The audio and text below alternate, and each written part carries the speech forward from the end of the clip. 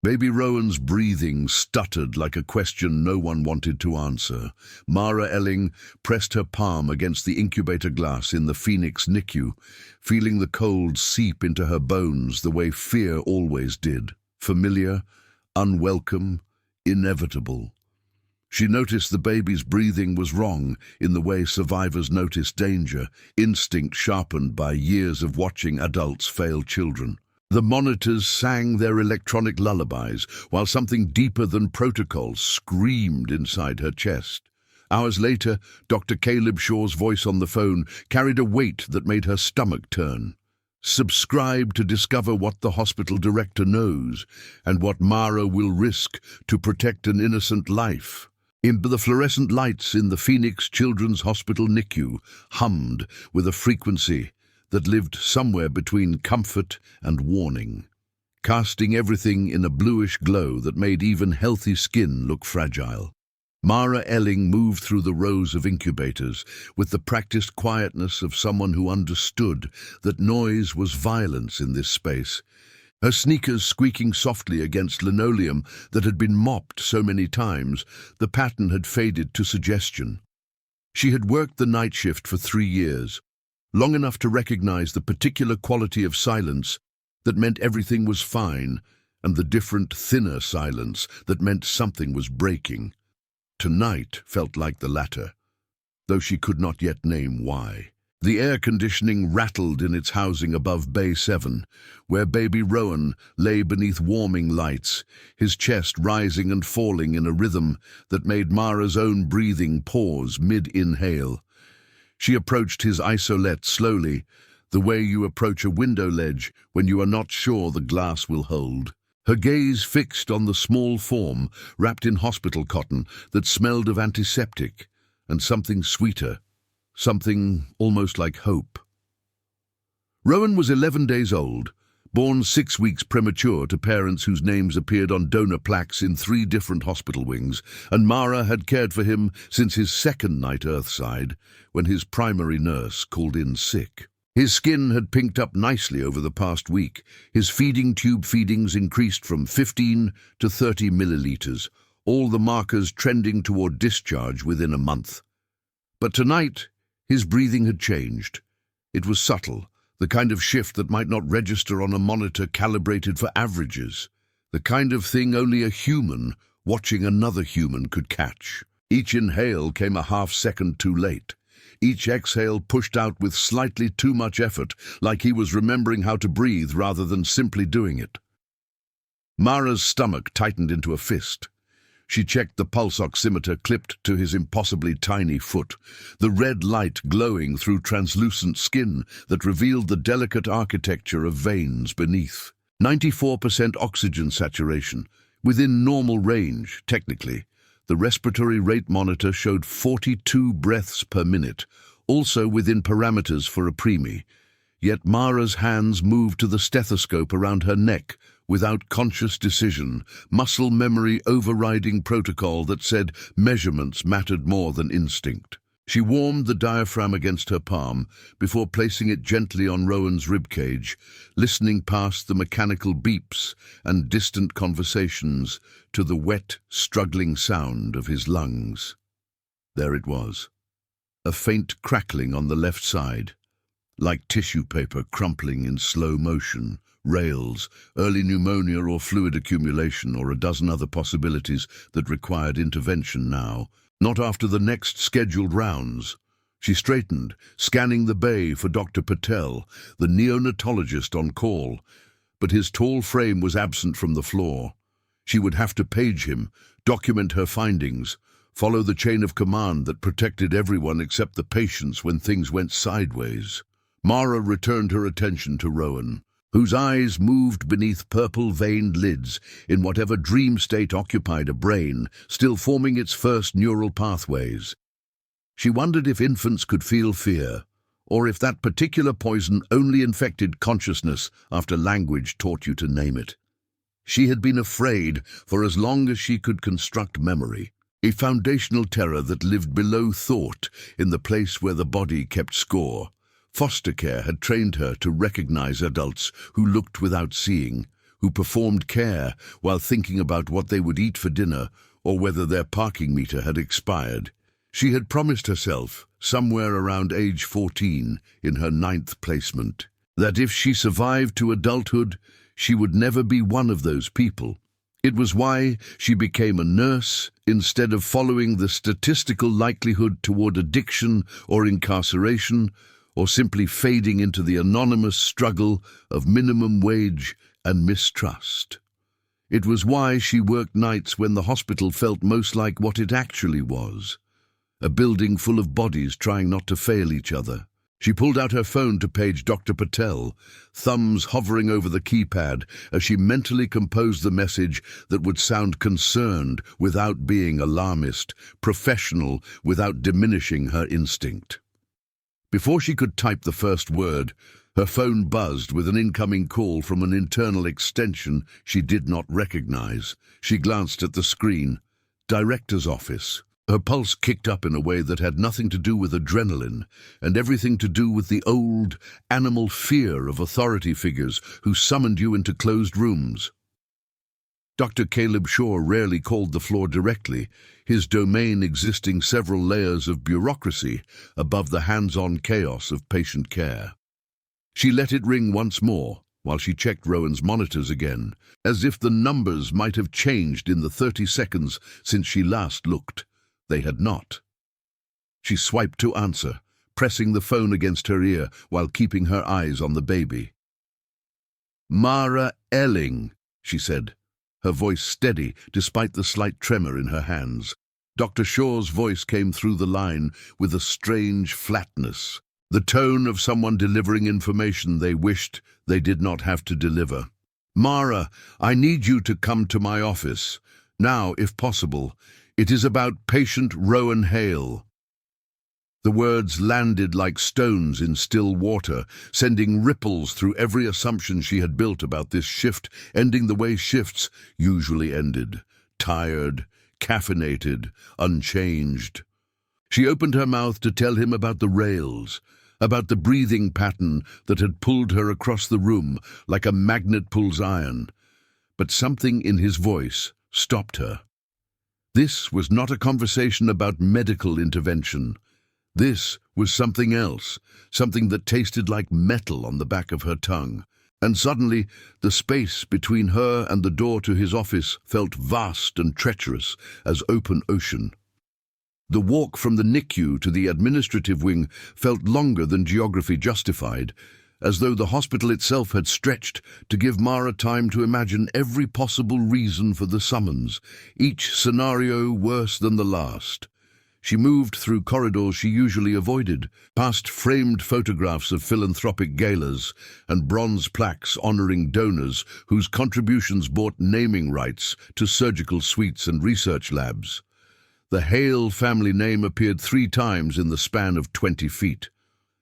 Rowan's parents, Elizabeth and Marcus Hale, whose wealth insulated them from indignities like waiting rooms and insurance pre-authorizations, whose presence in the NICU had introduced a particular tension into the space, the unspoken understanding that some lives came with different stakes than others.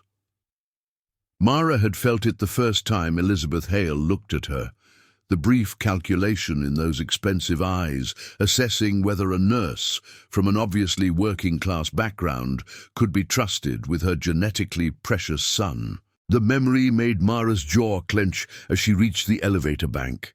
She pressed the button for the 3rd floor and watched the numbers climb, her reflection ghosting back at her from the polished steel doors. 29 years old, and already she looked older, the kind of tired that sleep could not fix, shadows under her eyes that makeup only emphasized. She wore her dark hair pulled back in a bun that was more function than style, her scrubs wrinkled from 12 hours of bending and reaching and catching vomit in kidney-shaped basins. She looked exactly like what she was, someone who worked for a living, whose hands knew the texture of suffering, whose resume included survival skills no university program could teach. The elevator chimed, and the doors opened onto plush carpeting and wooden paneling.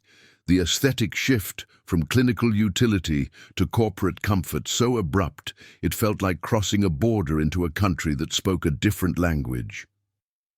Mara stepped into the hallway, her sneakers silent now on surfaces designed to absorb sound and consequence. Dr. Caleb Shaw's office sat at the end of the corridor behind a door with his name etched in brass and a frosted glass panel that revealed nothing of the interior. Mara knocked twice, heart hammering against her sternum in a rhythm that reminded her of Rowan's struggling breath, and heard Shaw's voice call for her to enter. She pushed the door open and stepped into a room that smelled of leather and coffee, walls lined with medical journals and framed degrees that testified to a career built on competence and control.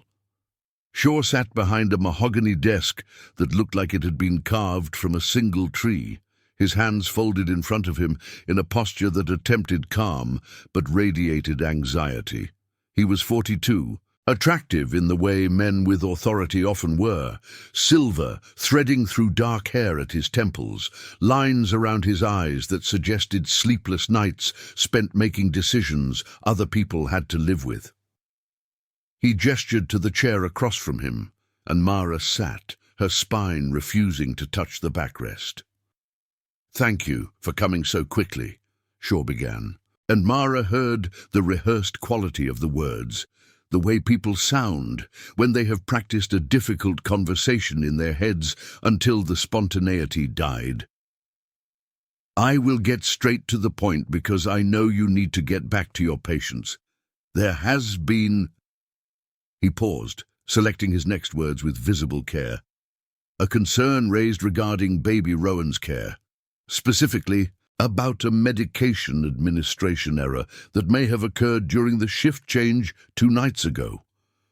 The air in the room seemed to thicken, pressing against Mara's eardrums until she heard her own pulse louder than his voice. A medication error. The phrase carried the weight of lawsuits and license revocations, of careers ending and families destroyed, of the kind of institutional reckoning that hospitals spent millions of dollars trying to avoid. She had not made any errors, she was certain. She checked everything twice, sometimes 3 times, her vigilance sharpened by the knowledge that one mistake could undo all the good she tried to accomplish. "I reviewed the medication logs personally," Shaw continued, his gaze steady on hers in a way that felt both invasive and deliberately reassuring, a performance of transparency. There was a transcription error in the physician's orders that led to Rowan receiving double the prescribed dose of caffeine citrate for 36 hours before it was caught and corrected. The error originated with Dr. Mehta during rounds, but it was not flagged by nursing staff during verification, which means it passed through multiple safety checkpoints, including yours. Mara's thoughts stuttered, fragments of memory assembling too slowly into coherent narrative. Caffeine citrate, given to preemies to stimulate breathing, prevent apnea. She had administered it according to the chart, scanning the barcode on the medication and the barcode on Rowan's wristband, the double verification system that was supposed to make errors impossible. But if the chart itself was wrong, if the original order was wrong, then she had dutifully poisoned a baby while believing she was helping him. The nausea hit her in a wave. "Is he okay?" she asked, her voice coming out smaller than she intended, and Shaw's expression shifted into something that might have been sympathy or might have been calculation. Mara could not tell which, and the uncertainty made her feel unmoored. "He is stable," Shaw said. "The levels were not high enough to cause permanent damage, but they were high enough to stress his cardiovascular system and potentially contribute to the respiratory distress you reported seeing tonight. The family does not know yet. That is why I called you here. We need to decide how to handle this situation in a way that prioritizes patient safety while also protecting the hospital from unnecessary legal exposure." Dr. Meta is on vacation for the next 10 days, conveniently, and the error occurred during a period when multiple staff members were involved in Rowan's care, which diffuses individual culpability but also complicates the narrative. Mara heard what he was really saying beneath the careful language, the subtext that tasted like ash. They wanted to bury it, smooth it over, protect themselves, and leave her standing in the blast radius if the truth ever surfaced. Her signature on the administration logs enough to redirect blame away from the institution and onto a single, expendable nurse. Mara sat frozen in the leather chair that suddenly felt less like furniture and more like a trap. The kind that closed around you so gradually you did not notice until escape became impossible. Dr. Shaw watched her with an expression she recognized from her childhood, the look social workers wore when they explained why this placement had not worked out. And the next one would definitely be better, the performance of concern masking the mechanics of self-preservation. She understood now why he had called her here alone, why this conversation was happening behind closed doors rather than in the transparency of the NICU floor where other nurses might overhear and ask questions. This was not about patient safety. This was about narrative control, about deciding which version of events would become official record and which would dissolve into the hospital's institutional amnesia. Her hands gripped the armrests, knuckles whitening as she fought the urge to stand and walk out, to refuse participation in whatever carefully orchestrated cover-up Shaw was proposing. "I understand this is difficult," Shaw said, leaning forward slightly in a gesture meant to convey intimacy, shared burden, the camaraderie of people navigating a crisis together. "But I want to be clear that you are not in trouble, Mara. This was a systemic failure, not an individual mistake. However, the Hale family has significant influence with our board of directors, and if they learn about this error in the wrong context, without proper framing about all the safeguards we have in place, about how rare these incidents are, they could push for an investigation that would be damaging for everyone involved, including you." The threat landed softly, wrapped in protective language, but unmistakable in its implications. She could feel the architecture of the choice he was presenting, the narrow path between complicity and consequences. If she stayed quiet, allowed the error to be corrected in the background without informing the parents, she would be safe, but compromised. If she insisted on full disclosure, she would be righteous but vulnerable. Her employment and potentially her nursing license at risk from a family with the resources to pursue accountability until someone paid. She thought about Rowan lying in his isolette, his small chest working too hard to draw breath, his body processing the aftermath of a mistake no one had asked him to forgive. She thought about Elizabeth Hale, whose anxiety manifested as constant supervision and barely concealed contempt for the staff she believed were beneath her competence level, whose love for her son was real even if her expression of it made Mara want to scream. Those parents deserved to know what had been done to their child, deserved the opportunity to make informed decisions about his care, deserved at minimum the honesty that Mara herself had been denied throughout her childhood by adults who decided what information she could handle. The parallel was too obvious to ignore. She had spent her life on the receiving end of institutional decisions made in rooms like this, her well-being discussed by people who never asked her opinion, her future determined by strangers optimizing for outcomes that had nothing to do with her actual needs. "What are you asking me to do?"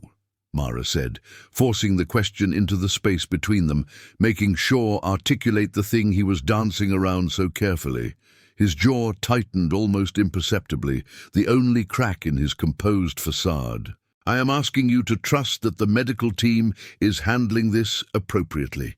We have already adjusted Rowan's care plan, increased his monitoring protocols, and flagged the transcription system for review to prevent similar errors in the future. The parents will be informed that we are seeing some respiratory challenges that require additional observation, which is true, without burdening them with historical details that would only cause unnecessary anxiety. They trust us to manage complications. That is what we are doing. The euphemism was almost impressive in its audacity. Unnecessary anxiety. As though parents had no right to know their infant had been overdosed on a cardiac stimulant. As though informed consent was a privilege the hospital could grant or withhold based on its own legal calculus. Mara felt the old rage rising in her chest, the helpless fury she had learned to swallow as a child, because expressing it only made things worse, only confirmed for the adults in charge that she was the problem, ungrateful and difficult, and unable to accept the benevolence of people trying to help her. But she was not a child anymore. And the person lying vulnerable in this scenario was Rowan, who had no voice, no advocate, except the medical professionals sworn to prioritize his welfare above all other considerations, including their own comfort. She had become a nurse, specifically to be the person she needed when she was young, and scared and surrounded by adults, making decisions that protected systems rather than souls.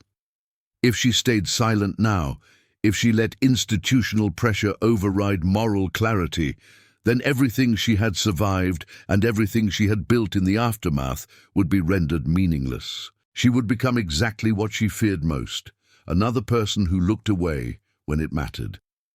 "And if I disagree with that approach?"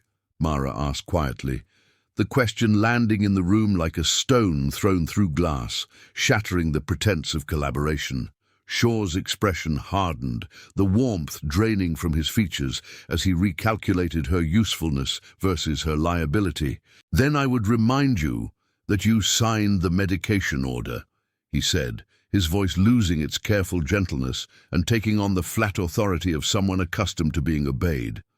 "Your name is on the documentation as the administering nurse. If this becomes a legal issue, that makes you a central figure in the investigation. I am offering you protection, Mara. I'm trying to help you. But if you choose to escalate this against medical and administrative judgment, I cannot guarantee what consequences might follow.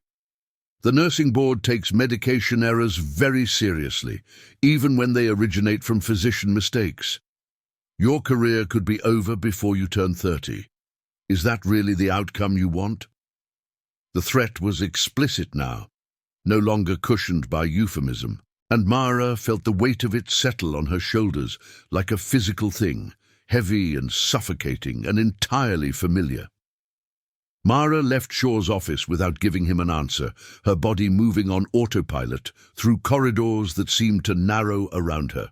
The walls pressing close with the weight of a decision she had not yet made, but could feel approaching like weather on the horizon. She took the stairs instead of the elevator, needing the physical exertion to burn off the adrenaline flooding her system, her legs carrying her down 3 flights, while her mind raced through scenarios and consequences, mapping the terrain of her limited options. The stairwell smelled of concrete and old paint, the fluorescent lights flickering in a way that made the descent feel disorienting, as though she were moving between floors of reality rather than floors of a building. By the time she pushed through the door back onto the NICU level, her heart was hammering and her scrubs clung to her back with sweat, but the anger had crystallized into something clearer and colder than rage: determination. She returned to Bay 7, where Rowan still lay beneath his warming lights, his breathing unchanged in the 20 minutes she had been gone, his small face peaceful in a way that seemed obscene, given the institutional violence unfolding around him without his knowledge. Mara stood at the isolette and placed her palm flat against the acrylic dome, feeling the warmth radiating from the heat lamps. The barrier between her hand and his body so thin it might as well have been nothing. She had spent her childhood on the other side of barriers like this, thin membranes of policy and procedure that separated her from the care she needed, from adults who saw her as a person rather than a case file. She knew exactly what it felt like to be Rowan right now, vulnerable and voiceless and dependent on strangers to prioritize your well-being over their own convenience. The parallel was not metaphorical. It was literal, visceral, the kind of recognition that bypassed cognition and lived in the body's memory of betrayal. Dr. Patel appeared at her shoulder, his tall frame casting a shadow across the isolette, and Mara turned to face him with a composure she did not entirely feel. "You paged me?" he asked, his accent carrying the lilt of Mumbai, layered over years of American medical training, his dark eyes scanning Rowan's monitors with practiced efficiency. Mara nodded and pulled her stethoscope from around her neck, offering it to him. "I am hearing rails on the left side." His breathing pattern changed about an hour ago. "Oxygen saturation is holding, but I think we are looking at early infiltrate, possibly pneumonia or fluid accumulation." Patel took the stethoscope and bent to listen, his expression shifting from routine concern to focused attention as he heard what Mara had heard, the wet crackling that signaled something going wrong beneath the surface. He straightened and reached for Rowan's chart, flipping through recent notes with increasing speed, his frown deepening as he read. "Did Shaw talk to you about the caffeine error?" Patel asked quietly, his gaze meeting hers with an intensity that felt like solidarity, and Mara's breath caught because she had not expected anyone else to know, had assumed Shaw was keeping the circle of information as small as possible to maintain control. She nodded slowly, and Patel's jaw tightened. "I found it during my review this morning. I brought it to him immediately because it needed to be reported to the parents and to the incident review board. He told me he would handle it. That was 6 hours ago." The implication hung between them, heavy and unmistakable. Shaw had not handled it. He had buried it. He had spent 6 hours crafting a narrative that would protect the hospital's reputation and his own position. 6 hours during which Rowan's respiratory status deteriorated, and his parents remained ignorant of the harm their son had suffered. Mara felt something shift inside her chest, a tectonic movement of resolve sliding into place. "He wants me to stay quiet," Mara said, testing the words in the open air, making them real. "He said informing the family would cause unnecessary anxiety and legal complications. He implied my license would be at risk if I pushed for transparency." Patel closed the chart and set it down with deliberate care, his movements controlled in a way that suggested barely restrained fury. "Your license is at risk if you participate in covering up a medical error," he said, his voice low but fierce. "Shaw is protecting himself, not you, not Rowan. The Hales have a right to know what happened to their son. More than that, Rowan has a right to receive care from parents who understand his complete medical history. This is not about politics or money or institutional reputation. This is about a baby who cannot advocate for himself and who is depending on us to do the right thing, even when it costs us something." The words struck Mara like absolution. Permission she had not realized she was seeking to trust her own moral clarity against Shaw's carefully constructed arguments. She looked down at Rowan again, at the small chest rising and falling with visible effort, at the monitors tracking metrics that told only part of his story, and she felt the weight of every foster home that had prioritized convenience over her safety. Every social worker who had filed reports that smoothed over uncomfortable truths, every system that had valued its own continuity more than her well-being. She had survived all of that. She had clawed her way into a profession where she could be the adult she needed when she was small and scared and alone. This moment was why she existed, This decision was the entire point of the life she had built from the wreckage of her childhood. If she stayed silent now, if she let Shaw's threats override her conscience, then she would be participating in her own destruction more thoroughly than any medication error could accomplish. She would lose the only thing that made survival worthwhile, the certainty that she had become someone who protected the vulnerable instead of abandoning them. "I am going to tell them," Mara said, her voice steady now, the tremor gone because the decision had been made, and there was relief in commitment even when the consequences were uncertain. "I am going to call Elizabeth and Marcus Hale and tell them exactly what happened to their son. And then I am going to document everything in the formal incident report. And if Shaw wants to fire me or report me to the nursing board, then he can do that, and I will fight him with every resource I have. But I am not going to let Rowan be another person whose suffering gets erased, because the truth is inconvenient for the people in power." Patel nodded, something like respect flickering in his expression. "I will back you up. I will corroborate everything in my own report. We will do this together, and we will do it right."